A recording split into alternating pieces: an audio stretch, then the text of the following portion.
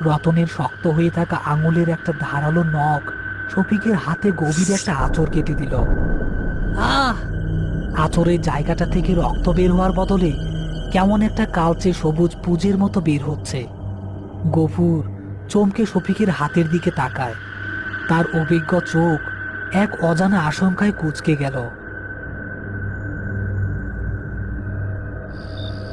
এইটা কোনো সাধারণ মৃত্যু না গফুর, এইটা এক অভিশাপের চিহ্ন। চৌধুরী বংশের শেষ জমিদার আকরাম চৌধুরী আমরত্ব লাভের জন্য এক তান্ত্রিকের সাহায্য নিছিল। সে এক শয়তানি শক্তির পূজা করত, যার প্রতীক ছিল মানুষ মাকড়সা। কিন্তু অমরত্বের বদলে সে এক ভয়ঙ্কর অভিশাপ পায়। তার শরীর এক জীবন্ত শকুনে পরিণত হয়, আর তার আত্মা সেই মাকড়সার গোলাম হয়ে যায়। লোকে বলে সেই অভিশপ্ত আত্মা এখন ওই বাড়িতে শিকারের অপেক্ষায় থাকে। যার শরীরে তার বিষ প্রবেশ করে, তার শরীরটাও ধীরে ধীরে ওই শয়তানের নতুন বাসা হইয়া ওঠে। তার মানে শফিক? সর্বনাশ! এই আসর সাধারণ আসর না, এইটা বিষের বিস্তার। আইজ রাইতের মধ্যেই যদি এর প্রতিকার না করা যায়, তাইলে শফিকের শরীরটাও রতনের মতো হইয়া যাইব। ও রক্ত মাংস ওই শয়তানের খাবার হইব, আর ওর শরীরটা হইব নতুন মাকড়সার জন্মস্থান। না, আমার কি হইব হুজুর?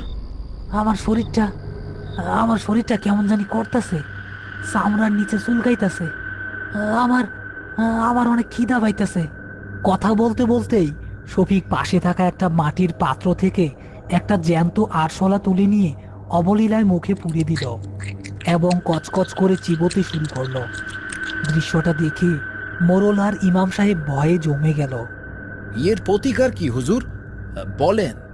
উপায় একটাই, চৌধুরী বাড়ির গভীরে যেখানে আকরাম চৌধুরী পূজা করত, সেইখানে একটা কালো পাথরের মাকড়সার মূর্তি আছে। ওইটাই অভিশাপের উৎস। সূর্য ডোবার আগে ওই মূর্তিটারে ভাইঙ্গা গুড়াইয়া দিতে হইব। কিন্তু সাবধান, ওই বাড়ির প্রতিটা ছায়া, প্রতিটা কোণা এখন ওই শয়তানের পাহারায়।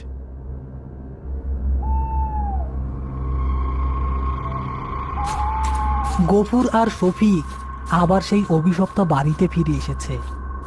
শফিকের অবস্থা দ্রুত খারাপ হচ্ছে।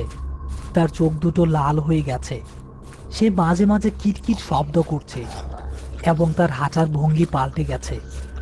জ্ঞান হারাইস না শফিক, নিজেরে শক্ত রাখ, আমরা প্রায় চইলাইছি। তারা একটা গোপন সুড়ঙ্গের ভেতর দিয়ে এক স্যাঁতস্যাঁতে ঘরে প্রবেশ করল। ঘরের মাঝখানে একটা পাথরের বেদির ওপর সেই কালো মূর্তিটা রাখা, একটা বিশাল মাকড়সার শরীর।